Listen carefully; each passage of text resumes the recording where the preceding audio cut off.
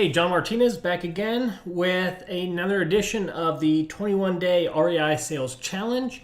And we've talked about this a few times before, but we are going to continue to talk about it because this is one of the biggest things I see salespeople struggle with.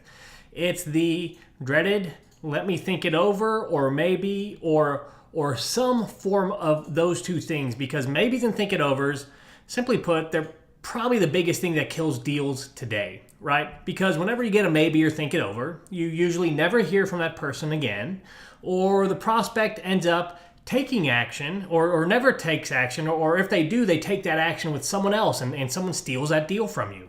So we really want to eliminate maybes and think it overs so we can watch our sales shoot up, right? We eliminate those two things, we're going to get more deals. So let's take another look at another tool you can use to start eliminating maybes and think it overs forever. First, let's take a step back and look at why do we even get maybes and think it overs? Well, there's really only two possibilities, and that's it. There's just two. There's not 1,000 possibilities of why we get those. There's only two, and here they are. There's still a hidden concern or an objection that we haven't addressed yet. Or it's already a no and they just haven't had the heart to tell us. So no matter which it is, when would you want to know the answer to that? Would you want to know now when you're in front of your prospect, when you're talking to them, when you have rapport, when you're ready to do a deal? Or do you want to uncover that information that you missed a deal killer, or that it really is a no after 100 follow-up calls and 6 months of work? Well, if you answered now or as soon as possible, here's what to do. You simply tell your prospect that it's a no. You give them that no if you hear anything other than a yes or no.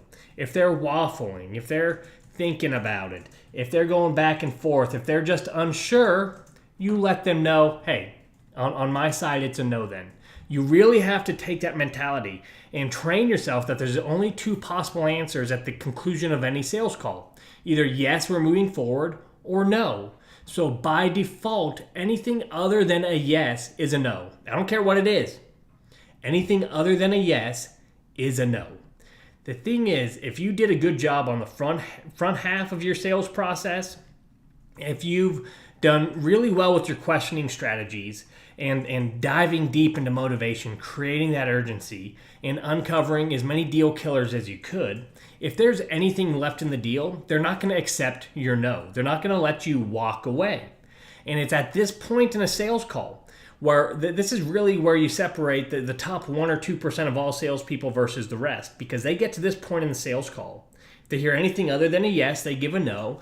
And this is where they uncover that last deeply hidden concern, that one that's just buried down, that they've even been too embarrassed to bring up, or just thought maybe you couldn't help them with, right? Whatever that thing is that's keeping them from taking action, this is what dislodges it, okay? Now, when you do this, you've either just given them permission to tell you no, or you've uncovered that objection. You've done one or two of those things, right? Either one, it's good, right? You either want to know, hey, if there's something missing, how do I find it out? That's good. Or if it's already a no and they just haven't had the heart to tell you, wouldn't you like to know that now too, right? Either one of those scenarios. We might not want to hear no, but either one of those two scenarios is much better than a maybe or a think it over.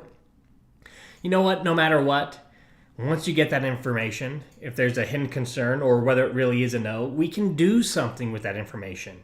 That information is going to guide our next move. We are going to remain in control and we're going to close more deals. And, furthermore, we're going to now know which ones really are dead. Not, hey, I've got 1,000 possibilities. It's, hey, these 3 deals are possibilities and the rest are dead. And you know what? Even when they are dead, even when you do get that no, that doesn't stop us. Selling from a no is actually really simple. It's really oftentimes easier than any type of sales scenario.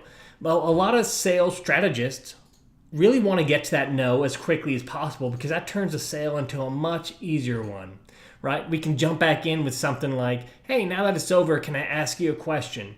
And that's a very simple way to sell from a no. But hey, guys, Selling from a no, that's another lesson for another time in our advanced training series.